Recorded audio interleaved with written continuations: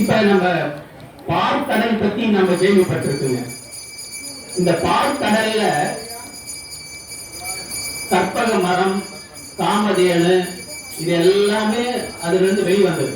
அந்த தேவரர்களும் அசுரர்களும் கரைகிறார். பார்க்கடலை கரையும் பொழுது அமுதம் கிடைக்கிறது.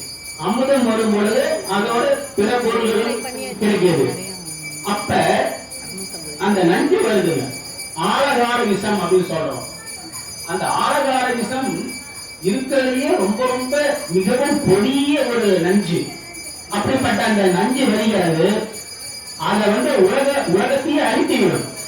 அப்ப மக்களை உலகத்தை காப்பாற்ற வேணும் அப்படின்னா சிவபெருமான் என்ன செய்யறாருனாங்க, அந்த ஆழகார நஞ்சை தாம் விழுங்கிறார். அப்ப இவர் என்ன செய்யறாருனாங்க, நல்லா கவனிக்கணும். எந்த ஒரு விஷயமா இருந்தாலும் வீட்டில் இருக்கக்கூடிய மனைவி கிட்ட ஒரு அனுமதி கேட்டுட்டு தான் யாரா இருந்தாலும் செய்வாங்க. எந்த ஒரு இதா இருந்தாலும் இதை செய்யலாமா வேண்டாமான்னு சொல்லி துணைவியாரை கேட்டுட்டு செய்வாங்க. அது நல்லது. அப்ப சிவபெருமான் என்ன பார்க்கிறாருன்னா, இந்த விஷத்தை சாப்பிடலாமா வேண்டாமா அப்படின்னு சொல்லிட்டு பார்வதி தேவியோட முகத்தை அப்படியே பார்க்கிறாரு. பார்வதி தேவி முகத்தை அப்படி பார்க்கிறாரு, இதை சாப்பிடலாமா வேண்டாமா. ஏன்னா சாப்பிட்டாருன்னா காப்பாத்துறதுக்கு யாராவது வேணும். இவர் சாப்பிட்டு மயங்கிட்டாருன்னா இவர் காப்பாத்தணுமே, யாராவது காப்பாத்துறதுக்கு வேணும்ல.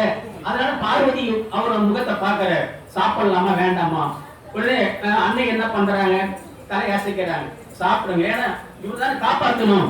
அப்ப அந்த விஷத்தை சிவபெருமான் சாப்பிட்டு விடுகிறார். அந்த நஞ்சை சாப்பிட்டவுடன் அப்ப பார்வதி அந்த தொண்டையை இறுக்கி பிடிக்கிறாங்க. அந்த நஞ்சை உள்ள இறங்காம இருக்கிறதுக்காக தொண்டையை இறுக்கி பிடிக்கும் பொழுது அந்த நஞ்சு அங்கேயே நின்று விடுகிறது.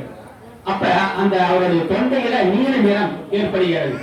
அதனாலதான் திருநீலகண்டர் அப்படின்னு அவருக்கு பேரு, திருநீலகண்டர்.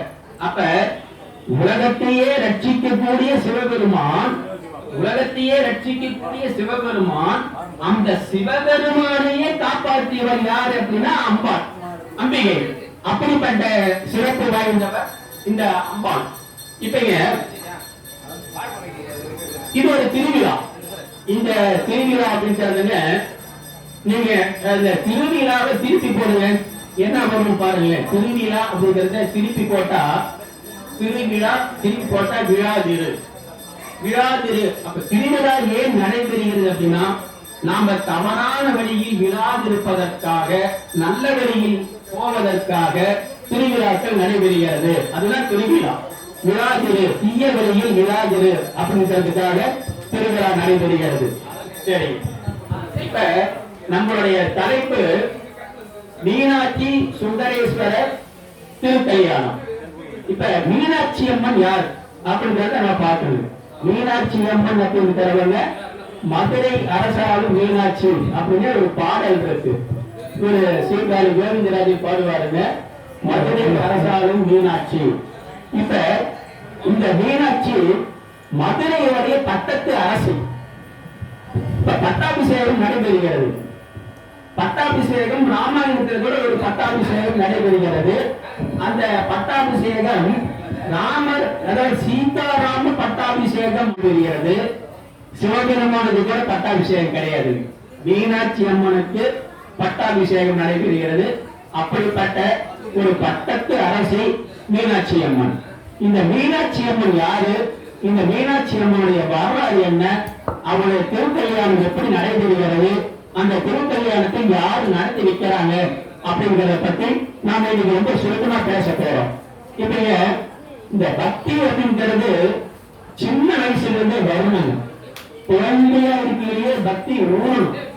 பக்திங்கிறது வயசானதுக்கு அப்புறம் பக்தி வராது, சிறு வயதில் பக்தி வரணும். இப்ப நம்ம கோயில்களுக்கு வரும் பொழுதுங்க சிறு குழந்தைகளை, சிறுவர்களை அழைத்து வரணுங்க.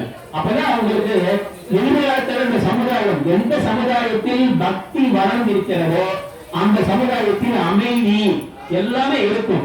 ஒரு சமுதாயம் நல்லா இருக்கணும் அப்படின்னு சொன்னோம்னா அந்த சமுதாயத்தில் பக்தி இருக்கணும், பக்தி பெருகணும். அப்ப இந்த சின்ன வயசுலயே எல்லாரும் கோயில்களுக்கு சிறுவர்களை கூட்டி கொண்டு வரணும். இப்பங்க இதுல இந்த மீனாட்சி அம்மன் யாரு அப்படிங்கறத பத்தி நாம இப்ப பார்க்க போறோம். இத பார்க்கறதுக்கு முன்னால ஒரு வரலாறு இருக்கு. இந்த அகத்தியருக்கும் இந்த மீனாட்சி அம்மன் திருக்கல்யாணத்துக்கும் ஒரு நெருங்கிய தொடர்பு இருக்கு. அது என்னன்றத நான் இப்ப சொல்ல போறேன். அகத்தியர் நமக்கு எல்லாருக்கும் தெரியும், திருமொழி ரொம்ப சின்ன ஒரு முறைவர் அகத்தியர். அகத்தியர் தான் தொல்காப்பியருக்கே குரு. நம்ம தமிழ் இலக்கணம் சொன்ன தொல்காப்பியருக்கு குருவானவர் அகத்திய மொழி. இந்த அகத்தியர் பத்தி சொல்லணும் அப்படின்னால, ராமாயணத்துல ராமர் காட்டுக்கு போறார், போனார் இல்லைங்க, ராமர் வனவாசம் போறார். அப்படி ராமர் வனவாசம் போன பொழுது எல்லா முனிவர்களும் எல்லா யோகிகளும் வந்து ராமரை வணங்குகிறார்கள். நல்லா கவனிக்கணும். பெரிய பெரிய முனிவர்கள் எல்லாம் வந்து ராமரை வணங்குகிறார்கள். ஆனால் ராமரே சென்று வணங்கிய ஒருவர் யார் அப்படின்னா அகத்தியர். அத்தகைய சிறப்பு மிக்கவர் அகத்தியர். ராமபெருமானே போய் அவரை வணங்கி ஆசீர்வாதம் வாங்கினாரு. அகத்தியர் நிறைய மந்திரங்கள் எல்லாம் சொல்லிக் கொடுத்தாரு ராமருக்கு. அந்த அகத்தியர் சொல்லிக் கொடுத்த அந்த மந்திரங்கள் எல்லாம் வைத்துதான் ராவணனை வெல்ல முடிந்தது ராமனால். அப்ப இந்த அகத்தியருக்கும் இந்த மீனாட்சி திருக்கல்யாணத்திற்கும் என்ன தொடர்பு இருக்கு அப்படிங்கறத பத்தி ஒரு சின்ன ஒரு செய்தியை சொல்றாங்க. இப்ப பரமசிவன் பார்வதி திருக்கல்யாணம் நடைபெறுகிறது. நமக்கு எல்லாத்துக்கும் அந்த கதை தெரியுங்க. சிவபெருமானுக்கும் பார்வதி தேவிக்கும் கல்யாணம் எங்க நடக்குது அப்படின்னு சொன்னோம்னா வடதிசையில் நடைபெறுகிறது. வட நாட்டில் அந்த கல்யாணம் நடைபெறுகிறது. அப்ப நம்ம சாதாரண கல்யாணம்னாலே எவ்வளவு கூட்டம், கொஞ்சம் ஒரு வசதி படைத்தவர்கள் திருமணம் அப்படின்னாலே நிறைய ஏராளமான பக்தர்கள் எல்லாம் கூட்டம் நிறைய இருக்கும். ஆனா சிவபெருமானுடைய கல்யாணம் அப்படின்னா எவ்வளவு கூட்டம் இருக்கும் அதை நம்ம யோசிச்சு பார்க்கலாம். அவ்வளவு கூட்டம்.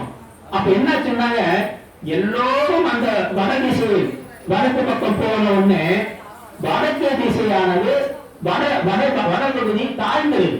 ஏன்னா அவ்வளவு வெயிட், மக்களுடைய கூட்டம் அங்க வந்த உடனே அந்த வடதிசை தாழ்ந்து போய் விடுகிறது.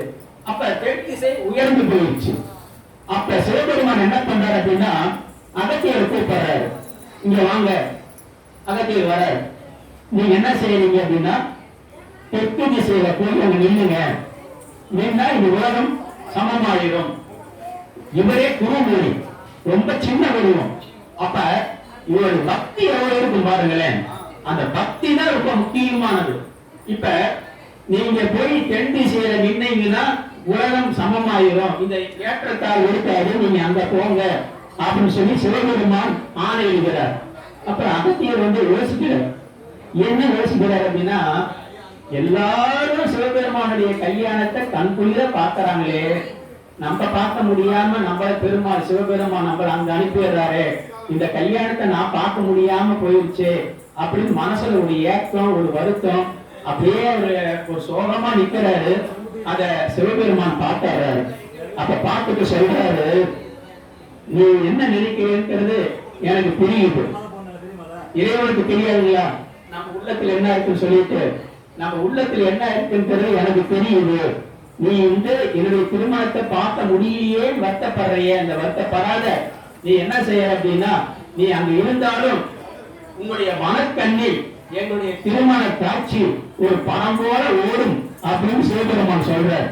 அப்ப இன்னைக்குதான் நம்ம கிரிக்கெட் பாக்குறோம், லைவ் டெலிகாஸ்ட் பாக்குறோம்.